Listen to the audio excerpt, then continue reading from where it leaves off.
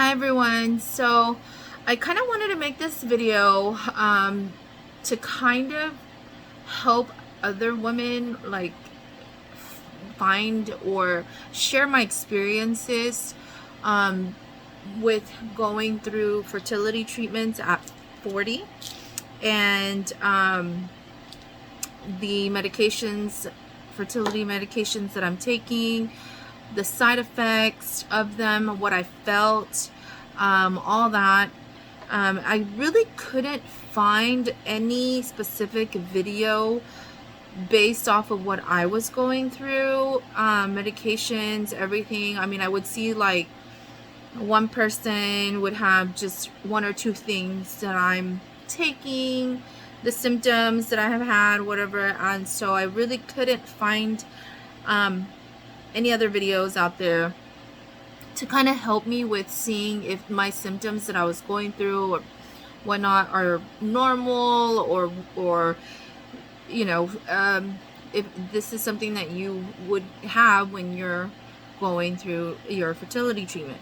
So I did finish our first cycle of taking dexamethasone at the 0.5 milligrams every day for pretty much 30 days or every day period, until my doctor tells me to stop, with the combination of letrozole. So the letrozole I start taking on cycle day 5 through 9. So the combination of letrozole and dexamethasone is supposed to help with producing better follicles, so that way you have a better chance of developing good viable follicles that will be good when it comes to doing your trigger shot ovulation with well, for me it's Ovidrel. So basically I was taking my dexamethasone 0.5 milligrams every day, and then like I said, I took the letrozole 2.5 milligrams during cycle days 5 through 9. And then I went on cycle day 12 to do my first follicular scan to see if, any development. So basically I went on cycle day 12. I had I had a 14 millimeter. I had a 14 millimeter follicle, and so my doctor didn't want to do the trigger shot yet at that point. So she had me come back in 2 days. So my cycle day 12 was on a Friday, and I went back on Monday in hopes that it would be, she was wanting it to be more at 22 millimeters. So when I came in on Monday, did another follicular scan, and it was at 19 millimeters. Which to some, there's some doctors out there that say 19 millimeters is good. You can trigger at that time. But for my doctor, she wanted it more or less to be at 22 to do the trigger shot. So we triggered on Tuesday the next day, which was cycle day. So it's cycle day 16. So 13, 14, yeah, cycle day 16. We did it at home, and she wanted me to do it Tuesday night, in the evening time, to kind of give my follicle to develop more. So it's supposed to be like 2 millimeters per day. So we triggered on Tuesday, the cycle day 16th, which was September 14th. Now before I did that, I did track my cycle, obviously with my LH test strips. So I just wanted to share that with you here.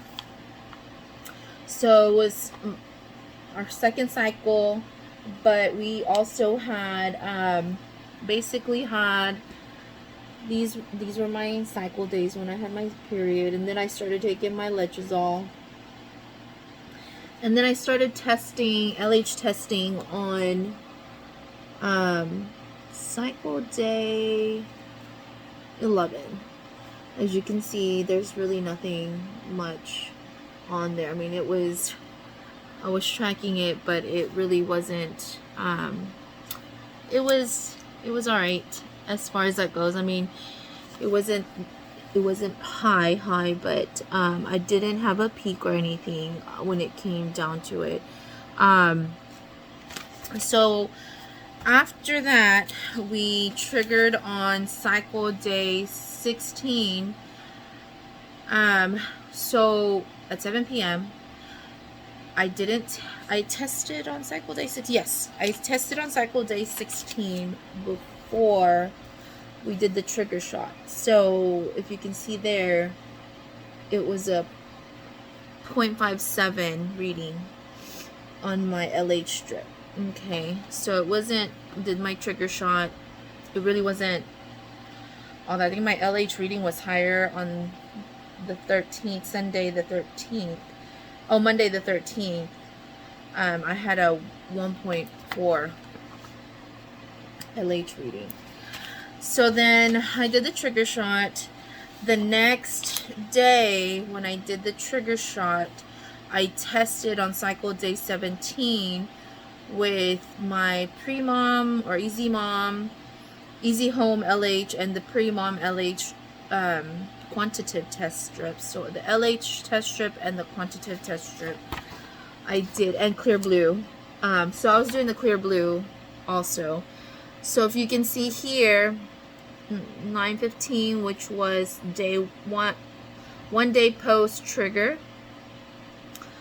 This was my LH reading, which was very positive, and it was a 2.10. And then this was my pre-mom quantitative test, which is at 35.